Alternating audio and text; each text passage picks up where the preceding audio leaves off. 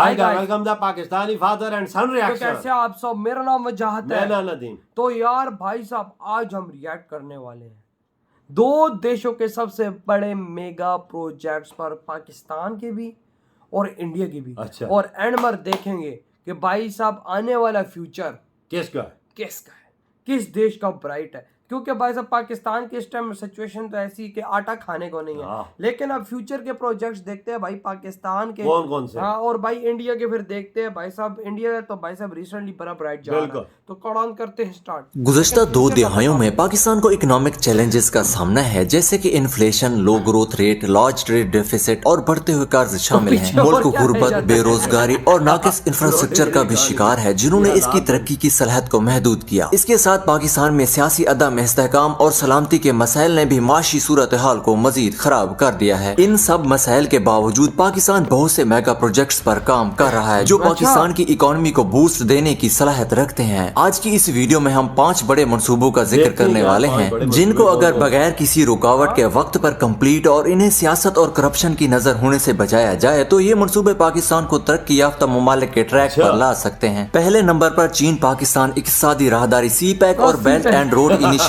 के हिस्से के तौर पर कश्मीर और दीगर खित्तों में $50 बिलियन की लागत से हाइड्रो पावर प्रोजेक्ट्स की तामीर है। इन मंसूबों का मकसद पाकिस्तान में तवानाई के क्रॉनिक बहरान से निपटना और इसकी इक्तिसादी तरक्की को बढ़ाना है। मंसूबे के तहत 4500 मेगावाट का हामिल दयामीर भाषा डैम प्रोजेक्ट जो तेजी से जेर तामीर है, इसके साथ साथ 2400 मेगावाट के साथ Azad Pathan hydro power station, 4000 megawatt की सलाहियत के साथ थाकोट पावर प्रोजेक्ट, 7100 मेगावाट की सलाहियत के साथ बूंजी हाइड्रो इलेक्ट्रिक पावर स्टेशन और 4320 मेगावाट की नस्ब सलाहियत के साथ दासू डैम प्रोजेक्ट शामिल है। दूसरे नंबर पर थर कोयले का मंसूबा, जो पाकिस्तान में सहराए थर के कोयले के वसी ज़खायर से फायदा उठाने का एक बड़े पैमाने पर इकदाम है। इस मंसूबे में थर ब्लॉक 1 और ब्लॉक 2 में कोयले की माइनिंग, जिसकी सलाहियत 15.6 मिलियन टन सालाना कोयला है। इन माइंस को Sindh Engro coal mining company SECMC चलाती है, जो हुकूमत सिंध और एंग्रो कारपोरेशन और चाइना मशीनी इंजीनियरिंग कारपोरेशन CMEC के दरमियान मुश्तरका मंसूबा है। इस मंसूबे में 3960 मेगावाट बिजली की सलाहियत के साथ साइट के पास कोयले से चलने वाले पावर प्लांट्स की तामीर भी शामिल है। Power plants Thar power company limited की मिल्कियत है, जो SECMC का ज़ेली इदारा और मुख्तलिफ चीनी कंपनियों का इश्तराक है। पावर प्लांट्स एक्सक्लूजन को कम से कम करने और कारकर्दगी बढ़ाने के लिए अल्ट्रा सुपर क्रिटिकल टेक्नोलॉजी का इस्तेमाल करते हैं। इस मंसूबे में पावर प्लांट्स को कौमी ग्रिड से जोड़ने के लिए ट्रांसमिशन लाइंस और ग्रिड स्टेशन की तरक्की भी शामिल है। ये मंसूबा मुटियारी से लाहौर और मुटियारी से फैसलाबाद ट्रांसमिशन लाइनों से मुंसलिक है, जो चीन पाकिस्तान इक्तिसादी राहदारी CPEC का हिस्सा है। मंसूबा दरामद शुदा तेल और गैस पर पाकिस्तान के इन्हसार को कम करने और मकामी कोयले के साथ इसके तवानाई के सोर्स को डाइवर्स बनाने में मदद करेगा। ये मंसूबा कौमी ग्रिड के इस्तेहकाम और बिजली की किल्लत को कम करने में भी मुआविन साबित होगा। हमारा तीसरे नंबर का मंसूबा, जो पाकिस्तान की इकोनॉमी को बूस्ट करने की सलाहियत रखता है, कराची न्यूक्लियर पावर प्लांट एक बड़ा तिजारती एटमी पावर प्लांट है। ये 3 यूनिट्स पर मुश्तमिल है, K1, K2 और K3। K1 पाकिस्तान का पहला एटमी बिजली घर था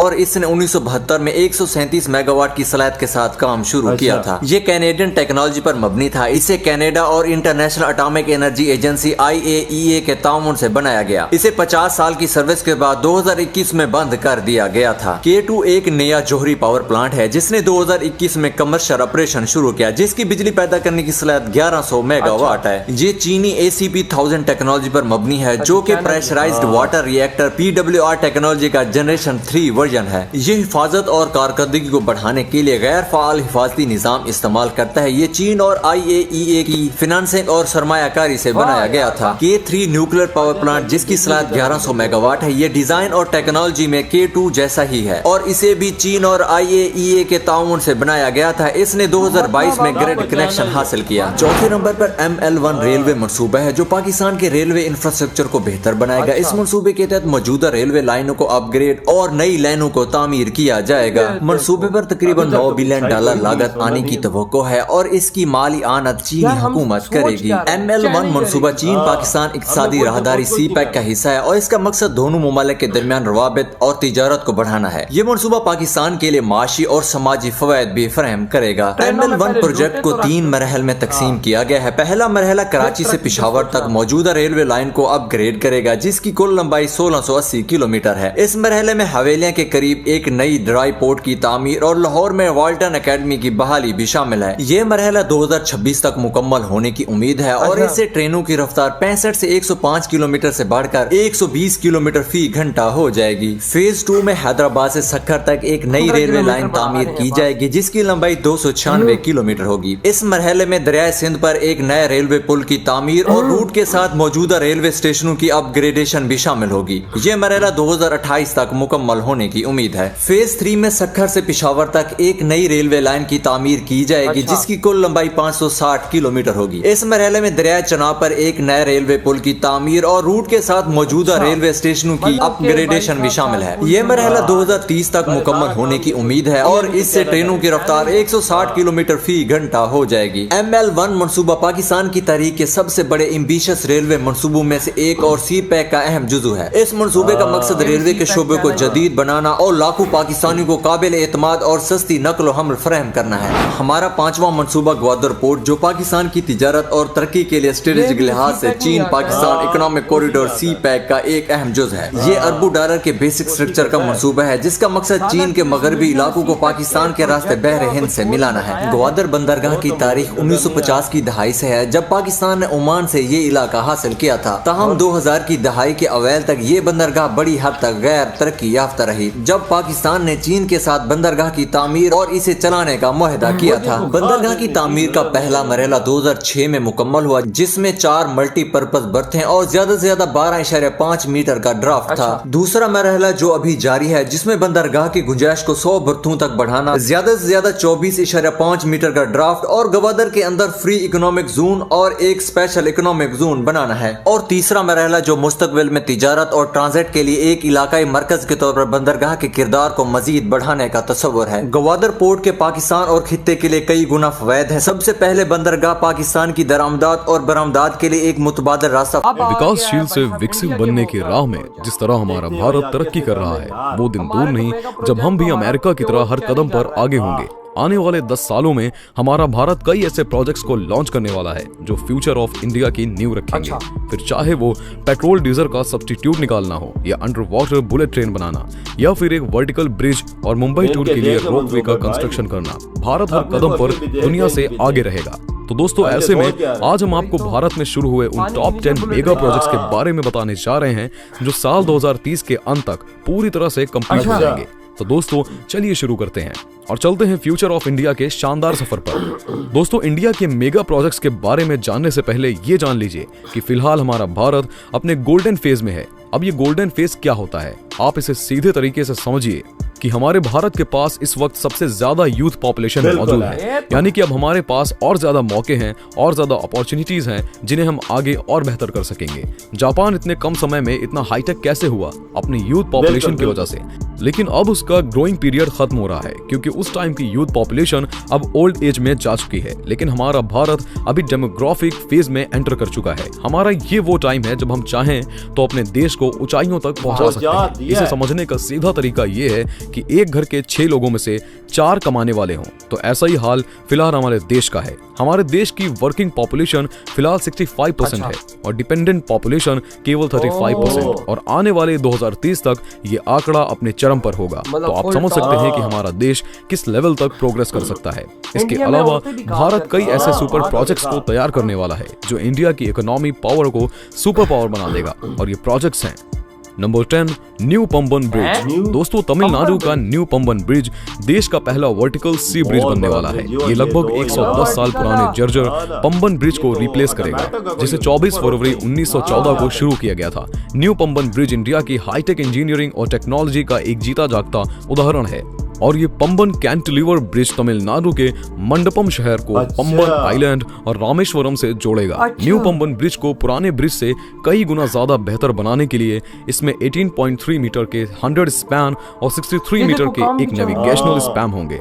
ये समुद्र तल से 22 मीटर ऊपर और मौजूदा पुल से 3 मीटर ऊंचा बनेगा। 250 करोड़ की लागत में बनने वाला ये ब्रिज वर्टिकल लिफ्ट सिस्टम के साथ बनाया जाएगा, यानी इमरजेंसी के अकॉर्डिंग पुल का एक हिस्सा बीच से लिफ्ट की तरह ऊपर उठ जाएगा और समुद्र में ऊंचे जहाजों के आने जाने के लिए रास्ता दे पाएगा।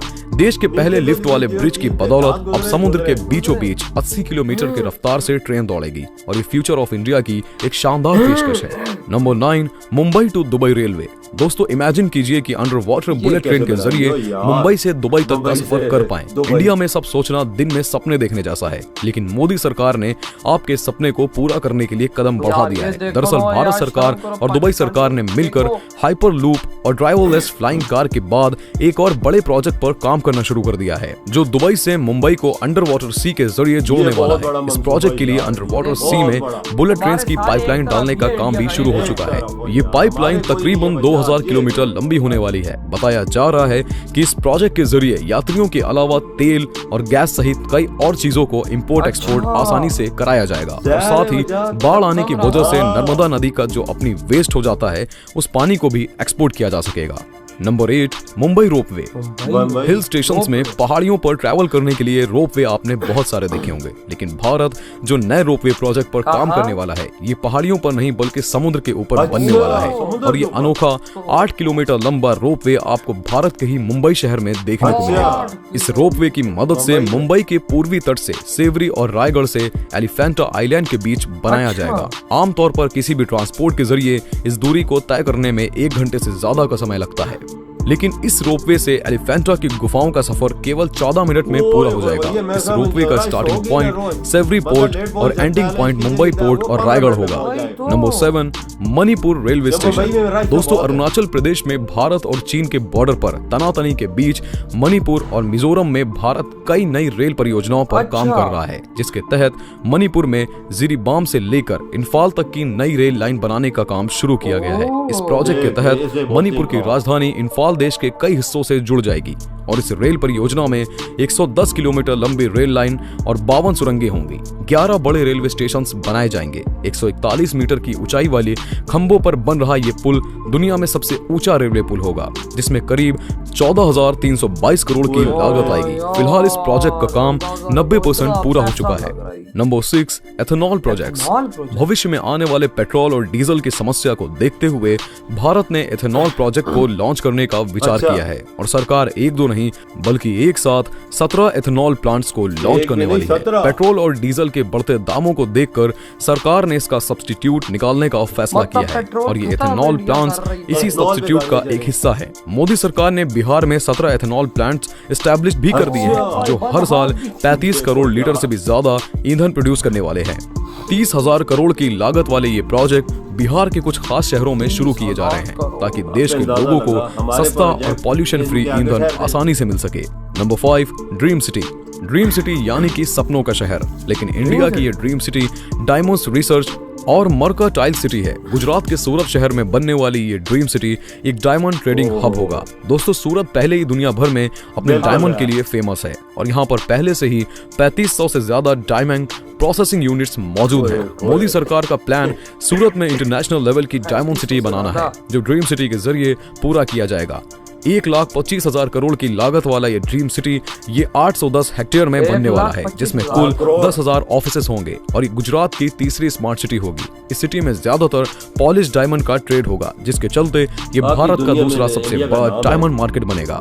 Number 4, tallest pier bridge Manipur. दोस्तों भारत सरकार मणिपुर में दुनिया का सबसे ऊंचा रेलवे ब्रिज बनाने के प्रोजेक्ट पर काम कर रही है, जिसकी लंबाई 703 मीटर होगी। ये ब्रिज हाई क्लास टेक्नोलॉजी सैलस बनाया जाएगा और इस पुल के खंभे बनाने में हाइड्रोलिक ऑगर्स का इस्तेमाल होगा। 141 मीटर की ऊंचाई का ये प्रोजेक्ट यूरोप के मॉन्टेनेग्रो में 139 मीटर माला रिजे का वायडक्ट का रिकॉर्ड तोड़ेगा। इस ब्रिज के बनने के बाद जिरीबाम से इंफाल की 220 किलोमीटर की दूरी 2 से 2.5 घंटे में तय की जाएगी। इस प्रोजेक्ट की कुल लागत 13,809 करोड़ रुपए की होने वाली है और सरकार ने इस परियोजना को 2008 में शुरू किया था। Number 3, SV Patel sports enclave. दोस्तों भारत सरकार अहमदाबाद के मोटेरा में बना दुनिया का सबसे बड़ा क्रिकेट स्टेडियम एनक्लेव बनाने वाली है, जिसका नाम सरदार वल्लभ भाई पटेल स्पोर्ट्स एनक्लेव रहेगा। इस एनक्लेव में एक स्टेडियम प्रधानमंत्री नरेंद्र मोदी के नाम से जाना जाएगा। ये भारत के प्रधानमंत्री नरेंद्र मोदी का ड्रीम प्रोजेक्ट अच्छा। है। सरदार पटेल स्पोर्ट्स एनक्लेव में फुटबॉल, हॉकी, बास्केटबॉल, भाई सारी कबड्डी, चीजें मुक्केबाजी तो जैसे होंगी खेलों की यार। सुविधाएं होंगी क्रिकेट से और ये लेके हर एनक्लेव चीज। अहमदाबाद को दुनिया में नई पहचान दिलाने में मदद करेगा। इस एनक्लेव में 3000 बच्चों के एक साथ खेलने और रहने की व्यवस्था ओए, होगी। ओए। सरकार ने 63 एकड़ में फैले नरेंद्र मोदी स्टेडियम पर 800 करोड़ रुपए खर्च किए गए हाँ, हैं वो तो और इसका बना है। साइज ओलंपिक स्टैंडर्ड के 32 फुटबॉल स्टेडियम्स के बराबर है। स्टेडियम में लाल और काली मिट्टी के 11 पिचें बनाई गई हैं। इसके अलावा स्टेडियम का ड्रेनेज सिस्टम ऐसा है कि बारिश के बाद पानी निकालने के लिए सिर्फ 30 मिनट लगेंगे। यहाँ LED लाइट्स को छत के साथ ही फिक्स किया गया है ताकि मैदान पर किसी तरह की परछाई न बन सके। Number 2, Ganga expressway. गंगा दोस्तों, एक्सप्रेसवे। उत्तर प्रदेश में फिलहाल लगातार एक के बाद एक एक्सप्रेसवेज का निर्माण कराया जा रहा है। फिलहाल हमारे देश का सबसे लंबा एक्सप्रेसवे नॉर्थ ईस्ट एक्सप्रेसवे है, कितनी लेकिन बहनों भारत वाले हो सरकार ने गंगा एक्सप्रेसवे बनाने का फैसला लिया है, जो दुनिया का सबसे बड़ा एक्सप्रेसवे होगा। दुनिया का इसे सबसे 2025 के बड़ा कुंभ के गंगा मेले से एक्सप्रेस होगा। पहले दुनिया- बनवाने की उम्मीद की जा रही है। मेरठ से मतलब शुरू दुनिया होकर इसका प्रयागराज में पीछे खत्म होने पड़ेगी। वाला ये एक्सप्रेसवे 12 जिलों को कवर करेगा। सरकार ने इस प्रोजेक्ट के लिए 36,000 करोड़ रुपए की राशि खर्च करने का 36,000 फैसला किया है। 594 किलोमीटर लंबे इस एक्सप्रेसवे से मेरठ से प्रयागराज केवल 8 घंटे में पूरा हो 800 जाएगा। किलोमीटर है। 6 लेन का एक्सप्रेसवे जरूरत पड़ने काफी पर लंबा 8 है। लेन तक चौड़ा किया जा सकेगा। Number 1, Bihar airport. अच्छा, बिहार भारत एयरपोर्ट। सरकार ने बिहार के भागलपुर जिले में एक नया एयरपोर्ट बनाने का फैसला अच्छा। किया है, जिसके लिए करीब 4,64,53,000 रुपए खर्च किए अच्छा। जाएंगे। शाहकुंड की जमीन पर बनने वाला ये हवाई अड्डा बिहार को कई मेजर शहरों से जोड़ने का काम करेगा। तो दोस्तों, आपको क्या लगता है, कैसे हैं ये 10 मेगा प्रोजेक्ट्स जो 2030 से पहले पूरे हो सकते हैं? कमेंट इधर हो ये वीडियो खत्म। मैं कहता हूँ कि भाई साहब शर्म करो पाकिस्तानियों, तुमने क्या अपना सच्ची एक बात दो बताऊं प्रोजेक्ट यार, उखाड़ा है। सच्ची बात मुझसे तो बोला ही नहीं जा रहा। मैं तो अपने 5 प्रोजेक्ट मुल्कों के देखे तो मेरी तो बात ही नहीं हो रही कि क्या बात करूं। यार देखो, हमारे क्या मेगा प्रोजेक्ट है, बिजली बना रहे हैं भाई इस मुल्क के अंदर है। हाँ। हमारा क्या प्रोजेक्ट है, रेलवे ट्रैक्स ठीक कर रहे हैं। हाँ, वो भी चाइना। हमारा क्या मेगा प्रोजेक्ट है, न्यूक्लियर प्लांट लगा रहे हैं ताकि बिजली और ज्यादा अच्छी हो। हाँ। हमारा क्या मेगा प्रोजेक्ट है कि हम कोयला निकाल रहे हैं। हाँ। हमारा क्या मेगा प्रोजेक्ट है, हमारा ग्वादर पोर्ट पे हम उसको अपग्रेड करें ताकि जहाज और आगे लगे। ये है हमारे मेगा प्रोजेक्ट। बस सी पैक। शर्म से डुब मरो। उधर देख यार, उधर और ये देख, मेगा बंदे की आंखें और खुलती ये हैं। काम भी कौन कर रहा है, चाइना हमारा प्यो। हाँ। मतलब ये अपग्रेडेशन का भी काम हम पाकिस्तानियों के अंदर इतनी सा नहीं है, कितना दम नहीं है कि हम ये अपग्रेड भी कर सकते। और यार वो उनके ड्रीम प्रोजेक्ट देख, वो क्या क्या वो जो पुल पानी पे उन्होंने बनाया है, वो ऑटोमेटिक ऊपर हो जाता है, नीचे हो जाता है। नीचे से सामान गुजरने वाले जहाज भी आसानी से और गुजरे। बड़े बड़े जहाज हाँ, गुजरेंगे। बड़े बड़े वो पुल है, ये से ड्रीम प्रोजेक्ट कहते हैं। कसम से। और भाई साहब, मुंबई से दुबई की रेलवे पाकिस्तानियों देखो, उनकी ये प्रोजेक्ट एक साइड और तुम्हारे ये खटारा प्रोजेक्ट एक आज साइड। जो बम्बई से सीधा दुबई निकलेगी, पानी के जरिए भाई निकालेगी। साहब, वो तो इंपोर्ट एक्सपोर्ट भी आना जाना हाँ। होगा समुद्र के रास्ते से नीचे। उनकी एक्सप्रेस से देख भाई, एक्सप्रेस दुनिया की सबसे बड़ी एक्सप्रेस इंडिया में बनने जा रही है। 800 किलोमीटर लंबी। हाँ, आप अंदाज आप, दुनिया की सबसे बड़ी, कोई उसमें और और हम मुल्क इधर नहीं। बेकारी के बच्चे, हमारे मेगा प्रोजेक्ट मैंने देखे, खुदा की कसम मुझे गालियां देने का दिल कर रहा है, लेकिन वही बात है, अब इधर मैं बैठ के गाली नहीं दे सकता। देख इतने उनके, भाई देख मुंबई में रश ज्यादा होती है, बंदा लेट पहुंच सकता है, घंटे दूसरी वो जगह जो जा। अपना वो एलिफेंट हाँ, वो देख उन्होंने कौन सा बड़ा मंसूबा बना भाई रहा है। 8 किलोमीटर रोप है हाँ। वो भाई साहब, और आप आराम से 14 मिनटों में। आप अंदाजा लगा, ऐसे मंसूबे होते हैं, ऐसी सोच होती है वजह। सही ये है। प्रोजेक्ट नहीं होते कि रेल की पटरियां ठीक करो तो फिर वो करो, तो ये क्या प्रोजेक्ट है? भाई तो और भाई उधर का वो प्रोजेक्ट है ड्रीम सिटी का। हाय हाय हाय हाय, क्या भाई बात है। साहब, उधर 1,25,000 करोड़ की इन्वेस्टमेंट उस प्रोजेक्ट पे चल रहा है। आप अंदाजा लगा ना। ये कितना बड़ा पैसा है भाई, मेरे को दिमाग में नहीं घुस रहा। बहुत बड़े प्रोजेक्ट है इंडिया की वजह से। हमारा यार, कोई मतलब प्रोजेक्ट कि शर्म से डूब मरना चाहिए हम पाकिस्तानी को। साला हमारे मेगा प्रोजेक्टों में क्या है, रिपेयरिंग है। हाँ, रिपेयरिंग। उनके मेगा प्रोजेक्ट्स में देखो, एक दुनिया के नए आविष्कार, दुनिया के रिकॉर्ड तोड़ने वाले, वो एक बड़ा ब्रिज बना रहे, दुनिया का सबसे एक और बड़ा रेलवे ब्रिज। हाँ, मतलब मणिपुर में, हाँ, मणिपुर में। कश्मीर का भी रिकॉर्ड हाँ, टूट जाएगा। अंदाजा ये इंडिया खुद बना रहा है, हाँ। अपनी मदद आप हाँ। इंजीनियर इंडिया के खुद लगे हो किसी मदद के बगैर। ये नहीं है कि भाई चाइना हमारा बाप है, भाई साहब इधर चाइना लगा हुआ तो उनके देश में कोई और नहीं, वो मेड इन इंडिया चीजें कर रहा है। हमारी पटरी टूटेगी तो चाइना का इंजीनियर आके ठीक करेगा। यही तो हम लोग क्या हमारा है, हम लोग क्या कर सकते हैं उधर देख वो खुद सब कुछ कर रहे हो कसम से यार। यार। तो यार आपके क्या थॉट है भाई साहब इस कंपैरिजन के बारे में, आप खुद फैसला कीजिए कमेंट सेक्शन में। तेरी वीडियो तुम करते तो